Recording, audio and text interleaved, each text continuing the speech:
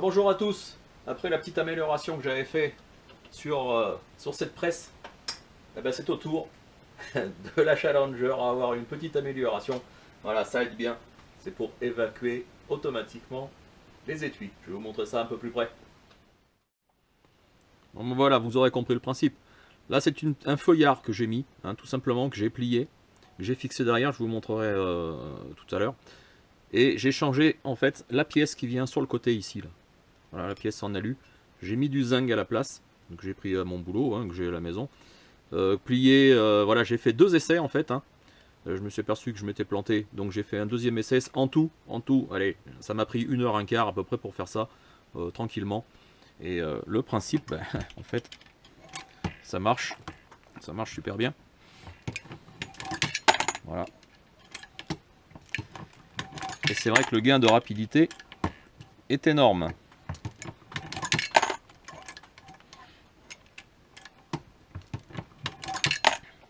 Voilà le principe. Et en ne changeant rien, en ne perçant rien sur la presse. Hein. Moi je voulais la laisser telle qu'elle. Et voilà, il n'y a aucune transformation de structure.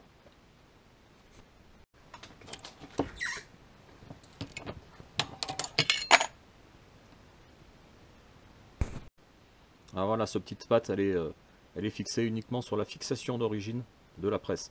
Là, ce sont des vis à penture, hein, pour ceux qui sont en menuiserie, qui posent des volets, ils savent très bien ce que c'est. C'est des grandes vis. Hein. Et voilà, ça tient cette patte que j'ai pliée en plusieurs fois parce que voilà, au premier coup, ça ne marche pas forcément. Et là, ça marche impeccable. Alors pour ceux qui se poseraient aussi la question, ça marche aussi sur le 9 mm et sans aucun réglage différent. Hein.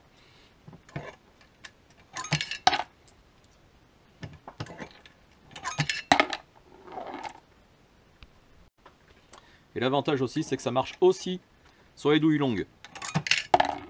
Voilà, là c'est du 308. Voilà. Ce qu'il faut penser, c'est tourner le shell holder dans le bon sens, évidemment, parce que sinon, ça va moins bien. Alors, dernier point à ne pas négliger, c'est le bac récupérateur. Il faut le prendre assez grand, hein, puisque un bac comme ça suffit pas. Voilà, j'ai fait la patte quand même assez grande. Ça va pousser un peu loin, donc il faut prendre un bac assez grand. Pour la fixation, ben, rien de compliqué. Moi, j'ai juste plié un bout de zinc, voilà, qui est juste un peu écarté comme ça.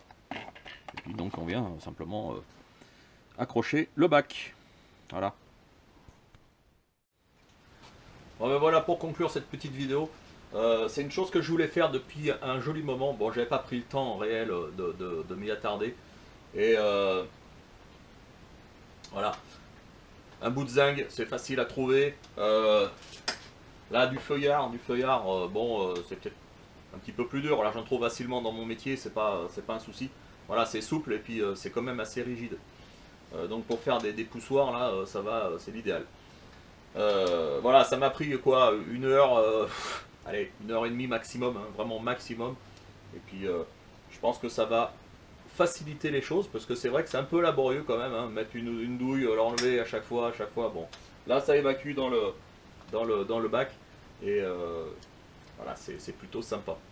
Voilà, et surtout, je pense, plus rapide. Ciao, à bientôt.